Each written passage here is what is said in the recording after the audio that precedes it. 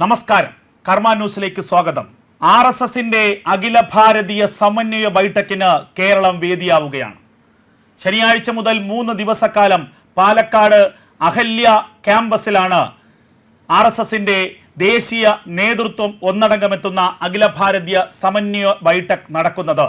ബംഗ്ലാദേശിലെ കലാപങ്ങൾക്ക് ശേഷം ഹിന്ദുക്കൾ നേരിടുന്ന പ്രതിസന്ധി, രാജ്യത്തെ കഴിഞ്ഞ ഒരു വർഷക്കാലത്തെ മോദി സർക്കാരിന്റെ പ്രവർത്തനങ്ങളടക്കം നിരവധി വിഷയങ്ങൾ ഈ സമന്വയ ബൈഠക്കിൽ ചർച്ചയാകുമെന്ന കാര്യം ഉറപ്പാണ്. കേരളത്തിൽ പാലക്കാട് വരാനിരിക്കുന്ന തെരഞ്ഞെടുപ്പിൽ വിജയം നേടുക, അതിലൂടെ കേരളത്തിന്റെ നിയമസഭയിലും വേരൂന്നുക എന്ന ലക്ഷ്യവും ഈ യോഗം ചർച്ച ചെയ്യും.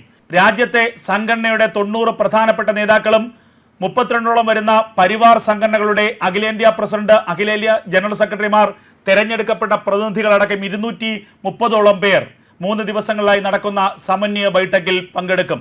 കേരളത്തിലെ BJPക്കും RSSനും ഇടയിലെ ചെറിയ തർക്കങ്ങൾ കൂടി പരിഹരിക്കുക എന്നുള്ളതും ഈ യോഗത്തിൽ ചർച്ചയാകുന്ന വിഷയമാണ്. അതുകൊണ്ട് തന്നെ BJPയുടെ ദേശീയ അധ്യക്ഷൻ JP നദ്ദയും സംഘടനാ ജനറൽ സെക്രട്ടറി BL സന്തോഷുമടക്കം ഈ യോഗത്തിൽ പങ്കെടുക്കുന്നുണ്ട് എന്നതും ശ്രദ്ധേയമാണ്. ബംഗ്ലാദേശിലെ കലാപത്തിനു ശേഷം ഹിന്ദുക്കൾക്കെതിരെ വ്യാപകമായ അക്രമങ്ങൾ ഉണ്ടാകുന്നുണ്ട്. അതിർത്തിയിലൂടെയുള്ള പാലായനം, നുഴഞ്ഞുകയറ്റം തുടങ്ങിയ പ്രശ്നങ്ങളും ഈ യോഗത്തിൽ ചർച്ചയാകും.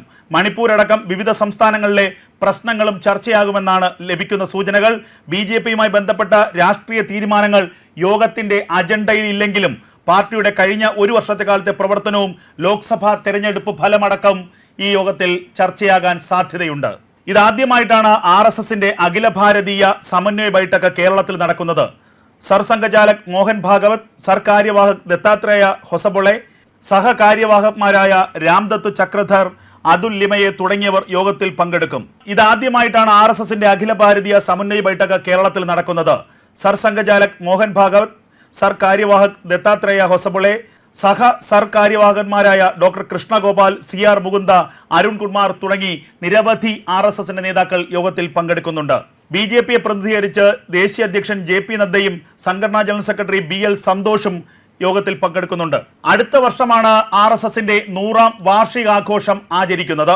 2025 വിജയദശമി മുതൽ 2026 വിജയദശമി വരെ നടക്കുന്ന RSS ശതാബ്ദി വർഷാചരണത്തിന്റെ ഭാഗമായി സാമൂഹ്യ ജീവിതത്തിൽ വലിയ പരിവർത്തനമാണ് ലക്ഷ്യമിടുന്നതെന്ന് RSSന്റെ അഖില ഭാരതീയ പ്രചാർ പ്രമുഖ് സുനിൽ ആംബേക്കർ വ്യക്തമാക്കി. വിശാലമായ അഹല്യ ക്യാമ്പസിലെ 1000 പേർക്ക് ഇരിക്കാൻ സൗകര്യമുള്ള പുനർജനി ഹാളിലാണ് ഓഗസ്റ്റ് 31 മുതൽ സെപ്റ്റംബർ 2 വരെ സമന്വയ ബൈഠക് നടക്കുന്നത്. ഇതിനു മുന്നോടിയായി 28, 29, 30 തീയതികളിലായി സർസംഘചാലക് മോഹൻ ഭാഗവത് ഉൾപ്പെടെയുള്ള മുതിർന്ന RSS നേതാക്കൾ പങ്കെടുത്ത ദേശീയ നേതൃയോഗവും നടന്നു. പ്രധാനമായും 5 മേഖലകളെ കേന്ദ്രീകരിച്ചാണ് പരിവർത്തന പ്രവർത്തനങ്ങൾ RSS ആസൂത്രണം ചെയ്യുന്നത്.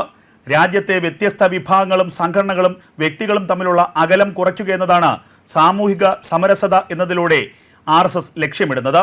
സാമൂഹ്യ ജീവിതത്തിൻ്റെയും അതുവഴി രാഷ്ട്രീയ ജീവിതത്തിൻ്റെയും അടിത്തറ ശക്തിപ്പെടുത്തുന്ന തരത്തിൽ കുടുംബങ്ങളെ ധാർമ്മികമായി ശാക്തീകരിക്കുക എന്നതാണ് RSSന്റെ മറ്റൊരു ലക്ഷ്യം. പര്യാവരണ ബോധവൽക്കരണത്തിലൂടെ പ്രകൃതിക്കും പരിസ്ഥിതിക്കും അനുയോജ്യമായ ജീവിതശൈലി തിരഞ്ഞെടുക്കുന്നതിന് സമൂഹത്തെ പ്രേരിപ്പിക്കും.